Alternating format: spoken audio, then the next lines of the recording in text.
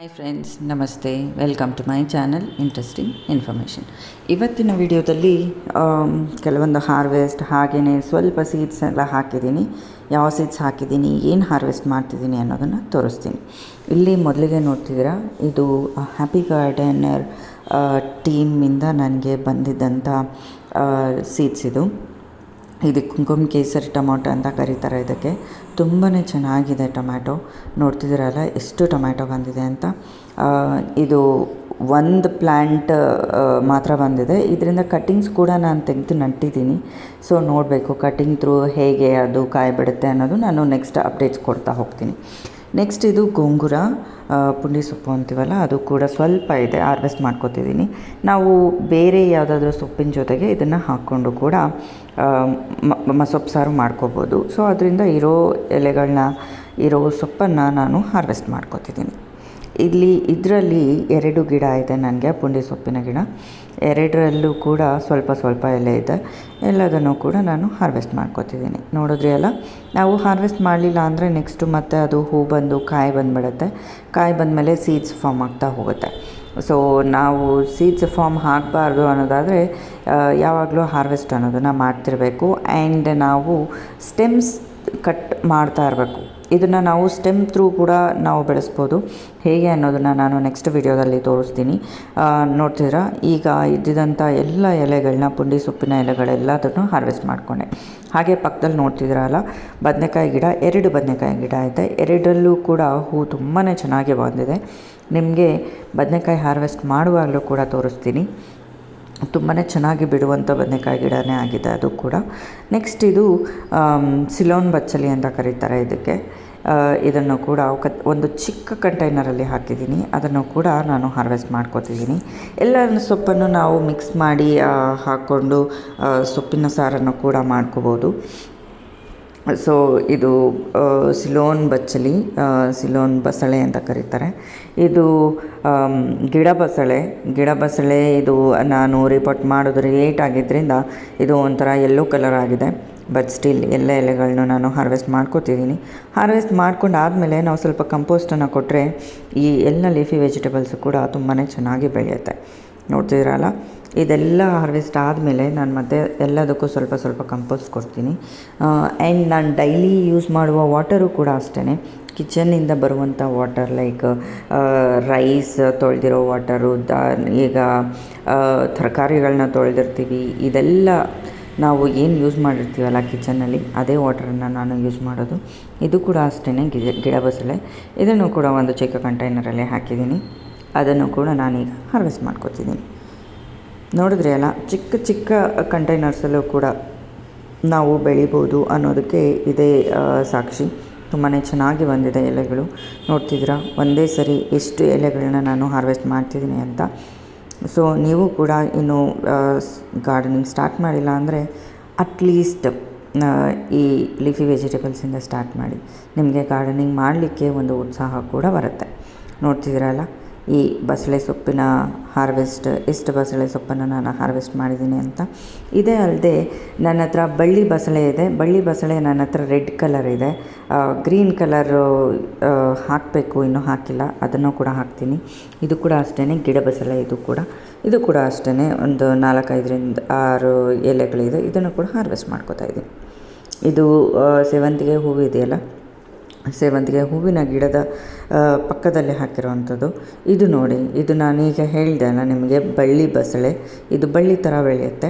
ಇದು ನನ್ನ ಹತ್ರ ಈ ಥರ ರೆಡ್ ಸ್ಟೆಮ್ ಇರುವಂಥದ್ದಿದೆ.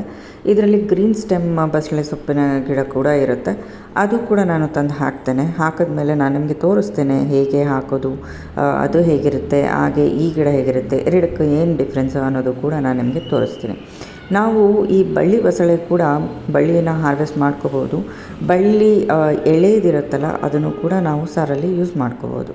ಇದು ನನಗೆ 2 ಕಂಟೈನರ್ಸಲ್ಲಿದೆ.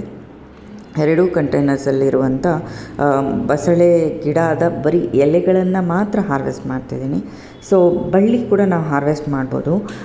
ಬಳ್ಳಿ ತುಂಬ ಎಳೆದಿದ್ದರೆ ನಾವು ಹಾಗೆ ಸಾರು ಮಾಡ್ಕೋಬೋದು.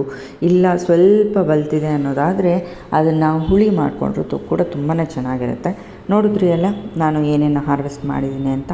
ಪುಂಡಿ ಸೊಪ್ಪು, ಹಾಗೆ ಗಿಡ ಬಸಳೆ, ಹಾಗೆ ಸಿಲೋನ್ ಬಸಳೆ, ಟೊಮ್ಯಾಟೊ, ಹಾಗೆಯೇ ಬಳ್ಳಿ ಬಸಳೆ, ಈ ಎಲ್ಲದನ್ನು ಕೂಡ ನಾನು ಹಾರ್ವೆಸ್ಟ್ ಮಾಡಿದ್ದೀನಿ.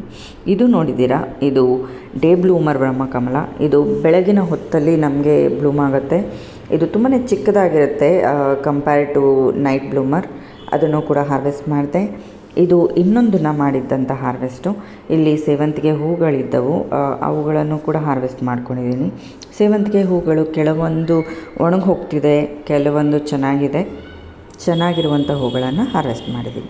ಇದು ಇನ್ನೊಂದು ದಿನ, ಇನ್ನೊಂದು 3-4 ಡೇಸ್ ಆದಮೇಲೆ ಮತ್ತು ತುಂಬಾ ಟೊಮ್ಯಾಟೊಗಳು ಹಣ್ಣಾಗಿದ್ದು.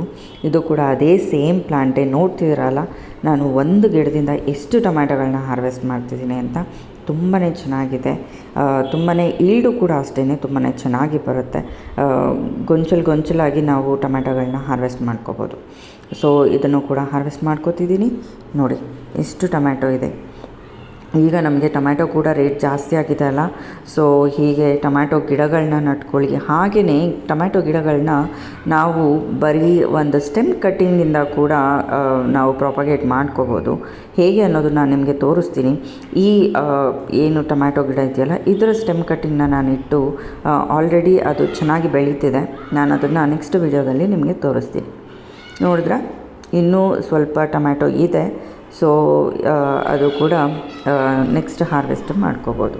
ಇದು ಲಿಸಿಯಾಂಥಸಿಸ್ ಅಂತ ಹೂವಿನ ಗಿಡ. ಇದು ನಾವು CTGಯಿಂದ ಕಡಿಮೆ ರೇಟಲ್ಲಿ ಈ ಗಿಡಗಳೆಲ್ಲದನ್ನು ತೊಗೊಂಡಿದ್ವಿ. ಎಲ್ಲದನ್ನು ನಾನು ರೀಪಾಟ್ ಅಂತೂ ಮಾಡಿದ್ದೀನಿ.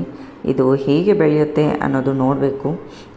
ಇದು ಜಿನಿಯಾ ಅಂತೂ ಒಂದು ಕೂಡ ಹೆಲ್ದಿಯಾಗಿರಲಿಲ್ಲ, ಬಟ್ ಸ್ಟಿಲ್ ನಟ್ಟಿದ್ದೀನಿ. ನೋಡೋಣ ಹೇಗೆ ಬರುತ್ತೆ ಅನ್ನೋದು ಅಪ್ಡೇಟ್ಸ್ನ ನಾನು ಮುಂದಿನ ವೀಡಿಯೋಗಳಲ್ಲಿ ಕೊಡ್ತೀನಿ. ಇದು ಸನ್ಫ್ಲವರು, ಇದು ಚಾಕ್ಲೇಟ್ ಕಲರ್ ಸನ್ಫ್ಲವರ್ ಇದು. ಸೊ ಆ ಸೀಡ್ಸನ್ನು ನಾನು ಹಾಕ್ತಾಯಿದ್ದೀನಿ. ಇದು ನನಗೆ ಒಬ್ಬರು ಫ್ರೆಂಡ್ ಕೊಟ್ಟಿದ್ದರು. ಹೀಗೇ ಲೈಕ್ ಅವರು ಕೂಡ ತುಂಬಾ ಒಳ್ಳೆ ಗಾರ್ಡನರ್ ಅವರು. ಸೊ ಅವರು ನನಗೆ ಪೋಸ್ಟ್ ಮಾಡಿದರು. ಆ ಸೀಡ್ಸನ್ನು ನಾನೀಗ ನಡ್ತಾಯಿದ್ದೀನಿ. Brown colour sunflower. ಇದು ಅಡಿಕೆ ಹೂವು, ಬೊಗಡಬಂತಿ ಅಂತ ಕರಿತೀವಿ ಅಲ್ಲ, ಹಾವು, ಗೊಂಫೇರ್ನ ಅಂತ ಹೇಳ್ತೀವಿ ಇಂಗ್ಲೀಷಲ್ಲಿ. ಇದು ವೈಟ್ ಕಲರ್ ಗೊಂಫೇರ್ನ. ಈ ಸೀಡ್ಸನ್ನು ಕೂಡ ಹಾಕ್ತಿದ್ದೀನಿ. ನನ್ನ ಹಳೆ ಗಾರ್ಡನ್ನಲ್ಲಿ ನೀವು ತುಂಬಾ ನೋಡಿರ್ತೀರ, ಬಟ್ ಈಗ ಹೊಸ ಗಾರ್ಡನ್ನಲ್ಲಿ ಇಲ್ಲ, ಯಾವುದು ಹೂವಿನ ಗಿಡಗಳು ಜಾಸ್ತಿ ಇಲ್ಲ. ಸೊ ಅದಕ್ಕೆ ಎಲ್ಲ ಕೂಡ ಹಾಕ್ತಿದ್ದೀನಿ. ಇದು ಹಾಲಿಹುಕ್ಕು ಪಿಂಕ್ ಕಲರ್. ಇದು ಆಲ್ರೆಡಿ ಸ್ಪ್ರೌಟ್ ಕೂಡ ಆಗಿದೆ. ನನಗೆ ಮೊಳಕೆ ಕೂಡ ತುಂಬಾ ಚೆನ್ನಾಗಿ ಬಂದಿದೆ. ನಾನು ನೆಕ್ಸ್ಟ್ ವಿಡಿಯೋದಲ್ಲಿ ಹೇಗೆ ಬಂದಿದೆ ಅನ್ನೋದನ್ನು ಕೂಡ ತೋರಿಸ್ತೀನಿ. ಇದು ಹಾಲಿಹುಕ್ ಸೀಡ್ಸ್. ನೆಕ್ಸ್ಟ್ ಇಲ್ಲಿ ನೋಡ್ತಾ ಇದ್ದೀರಲ್ಲ, ಇದು ಸೈಪ್ರಸ್ ವೈನ್ ಸೀಡ್ಸ್. ಇದು ಸೈಪ್ರಸ್ ವೈನ್, ಕಾಶಿರತ್ನ ಅಂತ ಕೂಡ ಕರೀತಾರೆ. ಇದನ್ನು ಕೂಡ ಹಾಕ್ತಿದ್ದೀನಿ. ನನ್ನ ಹಳೆ ಗಾರ್ಡನಲ್ಲಿ ಈ ಸೀಡ್ಸ್ ಕೂಡ ತುಂಬಾ ಇತ್ತು. ಗಿಡಗಳು ಕೂಡ ತುಂಬಾ ಇತ್ತು, ಈಗ ಇಲ್ಲ. ಸೊ ಇದು ನೋಡ್ತಿದ್ದೀರಲ್ಲ, ಇದು ಕಾಸ್ಮೋಸ್ ಸೀಡ್ಸ್ನ ಕೂಡ ಹಾಕ್ತಿದ್ದೀನಿ. ಇದೆಲ್ಲ ಗಿಡಗಳು ಬಂದಮೇಲೆ ನಾವು ಸಪ್ರೇಟ್ ಮಾಡ್ಕೋಬೋದು. ಸೊ ಅದರಿಂದ ಒಂದೇ ಪಾಟಲ್ಲಿ ಸೀಡ್ಸ್ನ ಹಾಕಿದ್ದೀನಿ. ನೆಕ್ಸ್ಟ್ ಇಲ್ಲಿ ಇದು ಗೊಂಫೇರ್ನ ಕೂಡ ಇದು ನಾರ್ಮಲ್ ನಮಗೆ ಯಾವಾಗಲೂ ಸಿಗುತ್ತಲ್ಲ, ಡಾರ್ಕ್ ಪಿಂಕ್ ಕಲರ್, ಆ ಸೀಡ್ಸ್ ಇದನ್ನು ಕೂಡ ಹಾಕ್ತಿದ್ದೀನಿ. ಈ ಎಲ್ಲ ಗಿಡಗಳು ಮುಂಚೆ ನನ್ನ ಗಾರ್ಡನಲ್ಲಿದ್ದು ನಾನು ತುಂಬಾ ಸೀಡ್ಸ್ನ ಕಲೆಕ್ಟ್ ಮಾಡಿದ್ದೆ. ಬಟ್ ನನ್ನ ಸೀಡ್ಸ್ ಎಲ್ಲ ಕೂಡ ಮನೆ ಶಿಫ್ಟಿಂಗಲ್ಲಿ ಎಲ್ಲೋ ಮಿಸ್ ಆಗೋಯಿತು. ಸೊ ಅದರಿಂದ ಮತ್ತೆ ನಾನು ಎಲ್ಲ ಸೀಡ್ಸನ್ನು ಮತ್ತೆ ಹಾಕೋತಾ ಇದ್ದೀನಿ. ನೆಕ್ಸ್ಟ್ ಇದು ಚಿಕ್ಕಡು ಗೊತ್ತಲ್ಲ ನಿಮಗೆ, ಈ ಅವರೆ ಸೀಡ್ಸ್, ಇದನ್ನು ಕೂಡ ಹಾಕೋತಾ ಇದ್ದೀನಿ. ಇದನ್ನು ಕೂಡ ಅಷ್ಟೇ ನಾವು ಅವರೆಕಾಯಿ ಎಲ್ಲ ಹಾಕ್ಕೊಂಡು ಟ್ರಾನ್ಸ್ಪ್ಲಾಂಟ್ ಮಾಡ್ಕೋಬೋದು. ಸೊ ಅದರಿಂದನೇ ನಾನು ಈ ಥರ ಚಿಕ್ಕ ಪಾಟ್ಗಳಲ್ಲಿ ಹಾಕೋತಿದ್ದೀನಿ. ಇದು ನೋಡ್ತಿದ್ದೀರಾ, ಇದು ವಿಂಗಡ್ ಬೀನ್ಸ್ ಸೀಡ್ಸ್. ವಿಂಗಡ್ ಬೀನ್ಸ್ ಸೀಡ್ಸ್ ಕೂಡ ನಾನು ಹಾಕ್ಕೋತಿದ್ದೀನಿ. ಇದನ್ನು ಕೂಡ ನಾವು ಸ್ಯಾಂಪ್ಲಿಂಗ್ಸ್ ಬಂದಾದಮೇಲೆ ಟ್ರಾನ್ಸ್ಪ್ಲಾಂಟ್ ಮಾಡ್ಕೋಬೋದು. ಸೊ ಚಿಕ್ಕ ಪಾಟಲ್ಲೇ ಹಾಕ್ಕೊಂಡು ಅದನ್ನು ಜಾಗ್ರತೆ ಮಾಡಿ ಆಮೇಲೆ ದೊಡ್ಡ ಪಾಟಲ್ಲೇ ನಟ್ಕೋಬೋದು, ಇಲ್ಲ ಡೈರೆಕ್ಟಾಗಿ ದೊಡ್ಡ ಪಾಟಲ್ಲೂ ಕೂಡ ನಟ್ಕೋಬೋದು. ಈ ಅವರೆ ಹಾಗೆಯೇ ಈ ವಿಂಗಡ್ ಬೀನ್ಸ್ ಎಲ್ಲ ಕೂಡ ಅಷ್ಟೇ ನಾವು ಹೇಗೆ ಬೇಕಾದರೂ ಹಾಕ್ಕೋಬೋದು.